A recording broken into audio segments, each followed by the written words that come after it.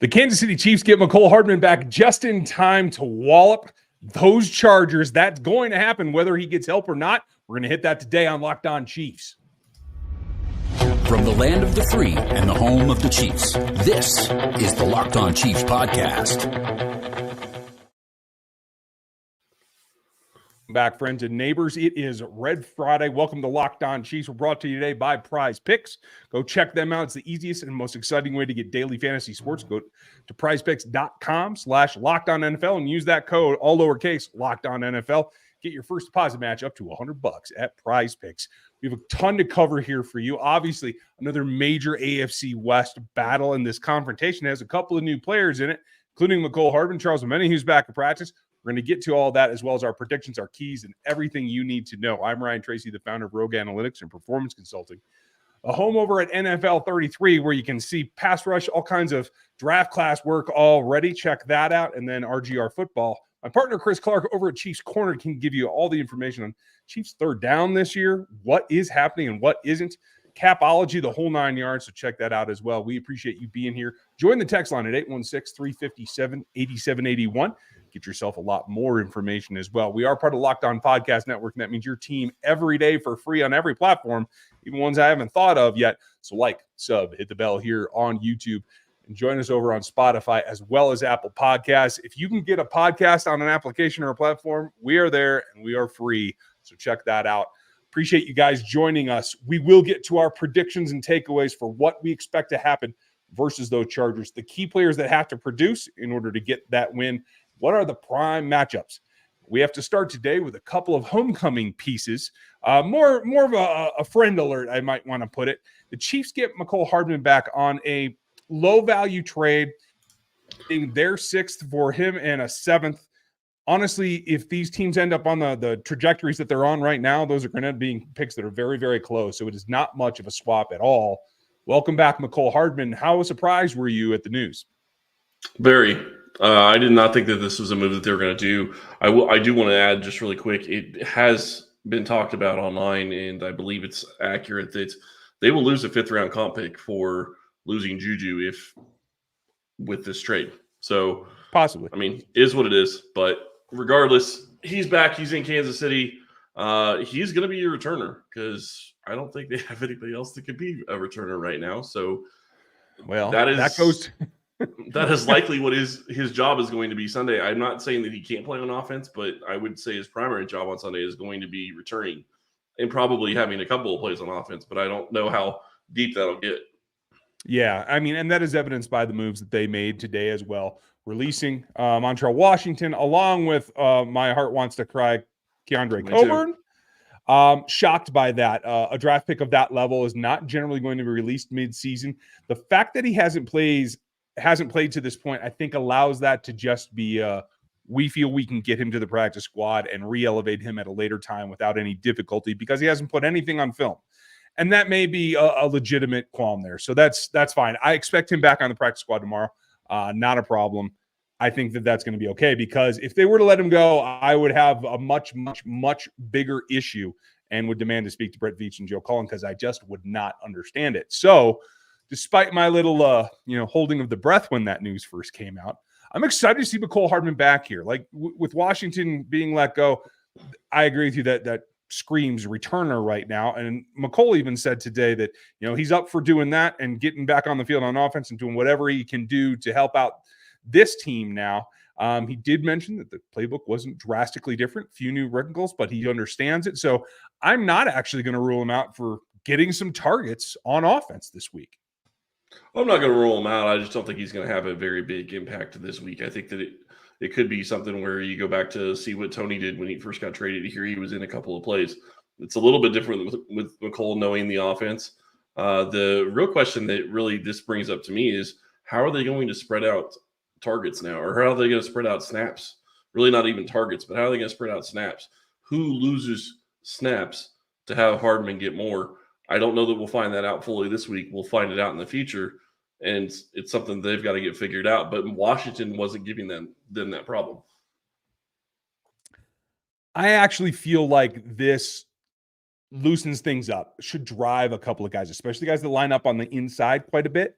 I think this is maybe we're not as solid as we thought we were. This should be a kick in the pants for a couple of different players, and I hope that they all respond in a positive direction that I think it is meant to be. Yes, you want a little bit of help in a guy who knows the offense, but bottom line, this is push everyone on this roster to improve because it's been a bit static. We can talk about all the complaints about individuals, but when you take a look at the receiver group as a whole, the one guy who's been making waves, making big catches, and getting downfield was Justin Watson. I do think that this, the fact they haven't put him on IR, I think is a positive sign because when this first happened, I thought for sure that they were announced he was going. He's going to be out for a while. We'll see what happens. But Mecole's always been in a bit role. If that bit role can expand and give this offense some juice, which I expect it to do, look out Chargers, because I don't think the Chargers had a chance of holding back this offense before you add Mecole Hardman back into a mix. He's made some big plays against the Chargers over the years. So I think there's some gravitas there. No, and I think you're right there. I do also look at the Chargers, injury report, and they have 4 of their safeties on the injury report. One that they just put on IR today. I think that they just literally signed or got an acclaim yesterday that is already on IR, or maybe it's another safety because I think they just got a couple of them. This is a hurt unit, and in my mind, if you know that going into this game, you try to attack deep and try to get them confused, because if they're playing guys that are just coming into the system because they have to, that's going to be something that should allow things to be opened up deep down the field. The other thing that bringing back Mecole could do for this unit is maybe it gets to a situation where they don't have to use Tony the way that they have, and they start using Mecole in a lot of those roles where Mecole is doing the motions, the jet sweep type things that Tony has been doing.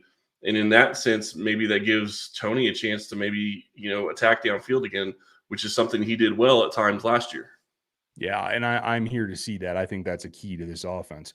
What are the other prime matchups? So is it Tony? Who goes on defense? Where are we going to see the grease get put to the wheels? That's what we're looking for. We're going to get to that as well as our key players and the predictions coming up here in just a minute. But I got to tell you about our friends, especially when you live somewhere like me, where I'm up above 10,000 feet constantly, whether this week I'm going to be chasing elk across the Continental Divide because those guys just have a tag with my name on it. So I have to get out there, and sometimes you need to be prepared for the worst. When that does happen, Jase Case is there to give you a hand. It is a personalized emergency medication kit that contains 5 essential antibiotics that treat the most common and deadly bacterial infections, especially if you happen to be out in the wilderness. Whether you're on the Colorado Trail or you're up above timberline, you have what you need to take care of yourself and hopefully get back down the mountain. You can customize that case and you can add additional life-saving medications that based on your unique needs. And it all comes in a case put together that you can throw in a pack or whatever you need, the camper.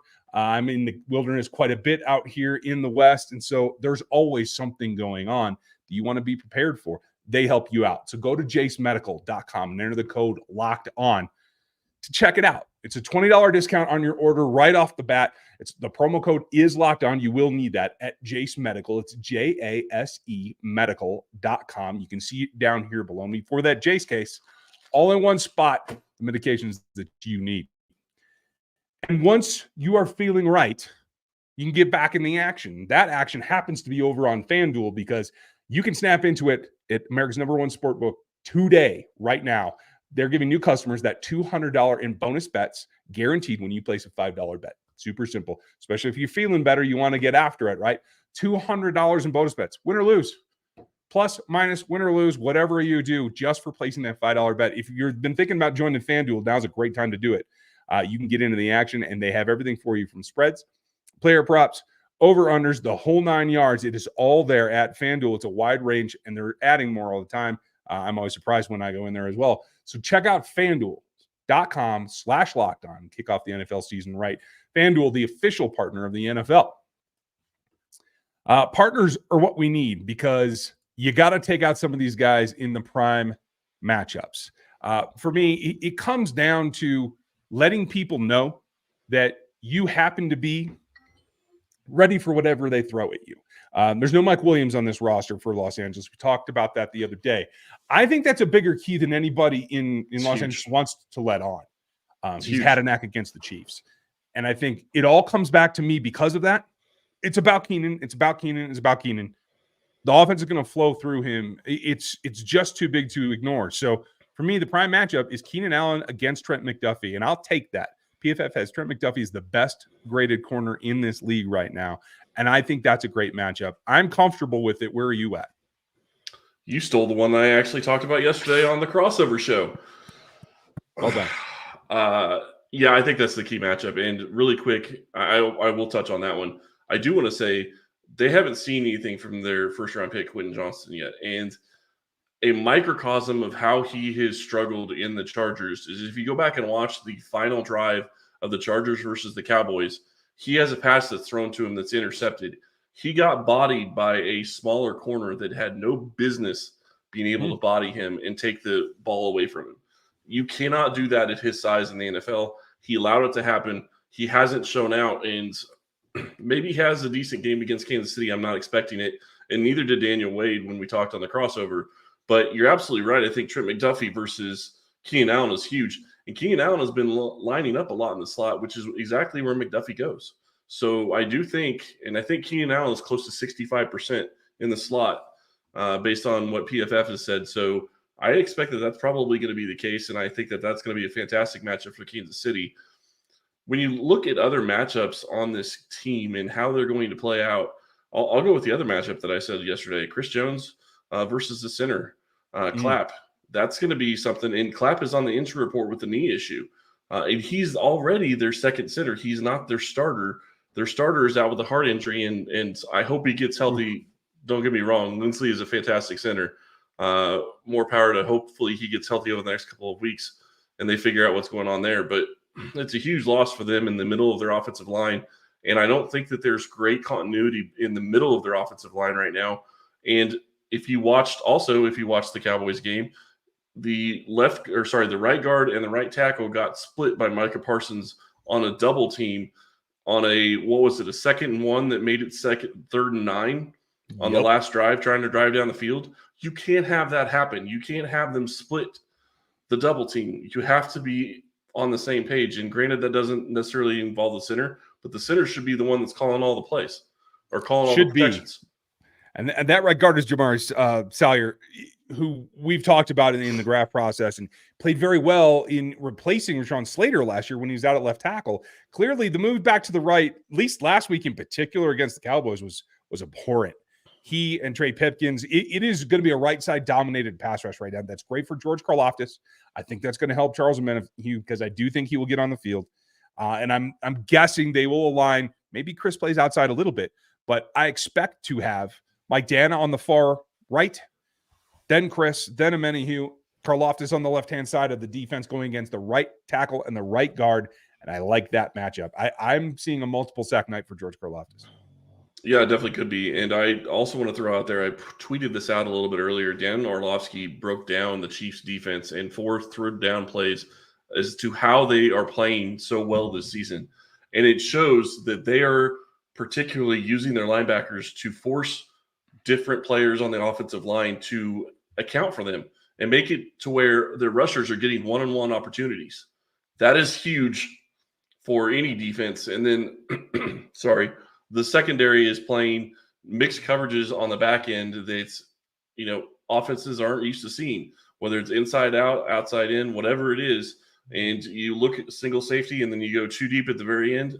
It's all over the place. Spagnuolo is doing a fantastic job as defensive coordinator.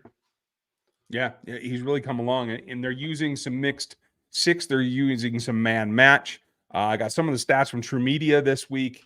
A lot going into it, and you keep that variety. This is when Spags is at his best, when he can just throw everything out there and be unpredictable. And that's what those coverage matches allow. It's what blitzing the linebackers and the safeties and the corners allow. So you can get 5 men attacking the quarterback. I expect that to continue. With Omenihu out there, I think he's going to be a little bit more apt to play some drop coverages and only rush 4. I hope he doesn't get too far away from it, because the last key matchup for me is going to be Steve Spagnuolo against the offensive play call, design, whatever you want to call it, because that's really the chess match that I think sets this thing up. There has been physical matchups in the past. I think this year it is about the chess match that goes on to the coordinator level for this game. Yeah, it's going to be fantastic to see. And what is Kellen Moore going to do going up against Kansas City? One of the other things that we talked about on the crossover was what is Staley going to do? Is he going to continue to try and attack the Chiefs on fourth down? And one of the things they actually talked about in pressers was Spags is all about telling the defense you have to have great first and second downs, because then you're in a situation where it's probably third and long and you're not going to have a fourth and short situation in most cases, especially with the way the defense is playing. So you have to have the entire defense playing very well this week. And Justin Herbert hasn't been playing well in particular. Missed a couple of easy throws last week that he normally nails. So that's something to watch as well. I'm going to take a matchup on the other side, and it's going to be Donovan Smith and Jamar. Sorry, my throat is a little itchy. I apologize. I have a little bit of a cold. And Taylor on the outside. So when you're looking at those two guys going up against this, Khalil Mack and Joey Bosa and whoever else, who's their third defensive ends? I'll let you name the name. Yes, Tuli Piloto. Yeah, thank you. When you have those three guys going up against your tackles, you're going to have to make sure you're having a good day. Khalil Mack had a fantastic day against the Raiders a couple of weeks ago. A lot of that was on the Raiders QB, but he still has the ability to get after the passer. I do expect that Taylor is going to be a lot better, and Juwan Taylor will be fine. But that's a big key, is slow down the pass rush of the Chargers. And also, that goes back to what I said in the first segment. You might have a chance to attack safeties that are going to be out of position in this game, but you can only do that if you give Mahomes the chance to be able to throw the ball downfield, which could be big for Kansas City. Absolutely agree. We're going to name a few players that have to stand up that maybe we haven't talked about, as well as give you our predictions on the backside of this with another message. PrizePicks is the largest independently owned daily fantasy sports platform in North America, and you absolutely need to go check them out. PrizePicks is the most fun I've had, winning up to 25 times my money this football season. You just select two or more players, pick more or less on their projected stats, and place your entry. Are you looking at Patrick Mahomes throwing for more than 2 touchdowns this game against the Chargers? I think that's probably a pretty good bet. There's definitely different bets that you can go check out at PrizePicks. Is Keenan Allen going to have more than 5 or 6 catches in this game? Go look at PrizePicks. Go check that out. What's Travis Kelce going to have on his catch line this week? That's going to be a big part of this game as well. So be sure to check out PrizePicks. Quick withdrawals, easy gameplay, and an enormous selection of players and stat types are what make PrizePicks #1 daily fantasy sports app. Go to prizepicks.com/LockedOnNFL and use code LockedOnNFL for a first deposit match up to $100. That's prizepicks.com/LockedOnNFL and use code LockedOnNFL for a first deposit match up to $100. Daily fantasy sports made easy. That's what I'm looking for. Easy. And then I also want to tell you about our friends over at DoorDash. If you're in Kansas City or really anywhere, DoorDash is phenomenal to use. You can get your meals or things from the store brought right to you, whether or not you want something from Hy-Vee or you want to get in and bring in Kansas City Joe's barbecue for game day. Go check out DoorDash. You can get 50% off up to $10 value when you spend $15 or more on your first order when you download the DoorDash app and enter code LOCK23. Subject to change. Terms do apply. That's 50% off up to a $10 value when you spend $15 or more on your first order when you download the DoorDash app and enter code LOCKED23. Go check out DoorDash and get yourself some food or maybe your groceries delivered. You think I can get Joe's here? Dude, I wish. I'd be doing that. I'd have that every weekend. That'd be my game day. But I think it'd be a little price prohibitive to get them to deliver to where I live. And I guarantee it'd be price prohibitive to get them to deliver where you live. I don't know, man. Amazon's supposed to be doing drones and stuff. I'm just waiting. I'm gonna need some ribs and some burn ends, please. Just delivered to the door here. It'll be great. You're gonna have to get them heated up once they get there because they're gonna be frigid by the time they get there. That's true. I'll take it. I'll still take it. The other thing that I will take is a couple of key players that I think have an opportunity to make some plays. And first off the bat for me is I do believe in the matchup for Trent McDuffie. I think eventually you're either going to get something loose from Allen over the middle, or you're going to go to the outside receivers. I think Palmer's had a couple of nice days against the Chiefs in the past. So the guy for me that needs to clean that up is the protection over the top. And I think this is a key game for Mike Edwards because Brian Cook's going to lock down the back. I think he's going to keep everything in front of him. They're going to let Mike move around a little bit. He got close to making a pick a week or two ago, and I think he's just had kind of a knack for those late throws. I think Herbert's going to walk into some of those late throws. I think Mike Edwards might get a chance to take the ball away. He definitely could. When you start talking about big matchups and key players for this game, I think you have to look at the Chiefs' offense. And Rashee Rice is going to be one of those guys that I think is going to be a big player for this game. And I'm curious to see how they use him. And it's not necessarily this week near as much as it is going forward in the coming weeks because he's been playing a lot in the slot. Well, that's where Mecole Hardman plays. If they're going to get a lot of snaps to Hardman, what are you going to do with Rice? You got to move him outside, and that's going to be a little bit different for him. But I really want to see him continue to get targets. He got 4 last week. I think he needs to get closer to 6 to 7 this week. Travis Kelce's obviously going to be somebody that they're going to have to try to figure out. And if their safeties are hurt, that's going to be a matchup that Kansas City is going to enjoy taking advantage of on a regular basis. So I'm looking forward to those two guys.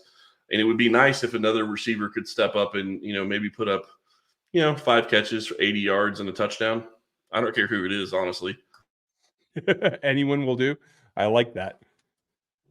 I think the other person that I really want to single out, and that is because I think we've seen enough volume go his direction that I really want to see some pain inflicted. I'm a little tied up on that right now, but I think this is an opportunity when you put together the fact that things are changing across what the Chiefs offense can be.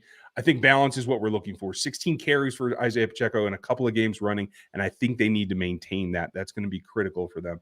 If they can pull that off, I think he can have a big day on the ground as well. Yeah, I think you're right on that. I do think that they're going up against, I think, the 31st ranked defense. And as Daniel Wade said on our crossover, if you missed it, everybody seems to get right against the Chargers. Well, that'd be fantastic, except for the Chiefs didn't get right against the Broncos. So here we sit, and we're going to have to see if that ends up being the case. This isn't necessarily as much of a key player, but I do think it's interesting, and something I'm going to be really watching is how does Mahomes continue to grow this season? Because the one thing that we have seen, if you go back and you watch some of the film, is he is seeing guys open and not pulling the trigger. Is it a question of not trusting receivers, or is it a question of not trusting that he can get the ball there?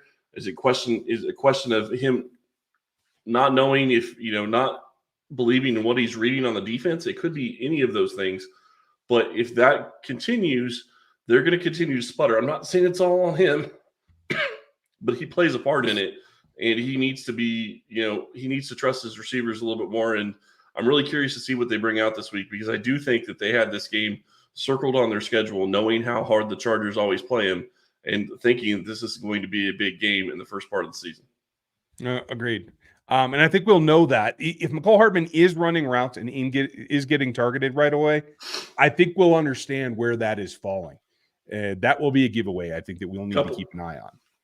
Couple funny things that came out of the presser just to share with everybody. Justin Watson was the backup holder. Didn't know that. So they're looking for a backup holder. You have any idea? Did you hear who's the backup punter? I did not. I assume it's Reed, but am I wrong? Yeah. It's Patrick Mahomes. Oh, even better. Not. Yeah, no, if they ever run him out there to punt the ball. No. No. I don't want guys diving in his legs. Nope. Okay. Yeah. That I hope that was a humorous retort. I don't think so. I don't think so. Everybody was acting like it was pretty real that was in the room. So I imagine that they would not trot him out there to actually do it. I think he's just been showing on Saturdays in walkthroughs that he can. I would hope that they wouldn't allow him to go out there and do that, because I don't want people diving in his legs trying to block a kick. That's the way I look at it. It's a free run at him, regardless of the penalty. So hey, that said, I don't think he'll have to. What I do think is going to happen is that this is going to be a tight game to begin with. I don't think this gets off to a galloping race, right? But I think in the end, the Chiefs just grind. Whether it is through the air or the ground doesn't really matter. As long as you corral Keenan Allen, I think they're going to be in good shape. In the end, I see this as kind of a back and forth in the first quarter and a half. I hope the Chiefs will capitalize on back-to-back possessions to end the first half and start the second. That's my guess. And in the end, I do think that they roll up over 30 for first time in a while. I see this 31-21 Chiefs. I think Kansas City wins this game, and I am not sold on what they're going to score. I'm pretty sure that they're going to win this game regardless of what the score ends up being. I just feel like they're the better team right now. I think the Chargers have too many questions, and the defense is playing out of their minds, and it's something that the Chargers have not seen from Kansas City when they played them in the past. It was always a defense that they were able to take advantage of, and it wasn't just Mike Williams, but it was everybody at the time. So, I'm sitting here looking at it from a perspective. The quick punts, huh? Fair enough. I'm sitting here looking at it from the perspective. I think Kansas City wins the game. I'd love to say that they're going over 30. I think it's going to be probably 27-17. The key for me, though, and something that I really want to see is, can Kansas City continue to not have anybody score over 20 points on them? Because they haven't so far this year. Their defense has not allowed more than 20 points. The Lions scored 21, but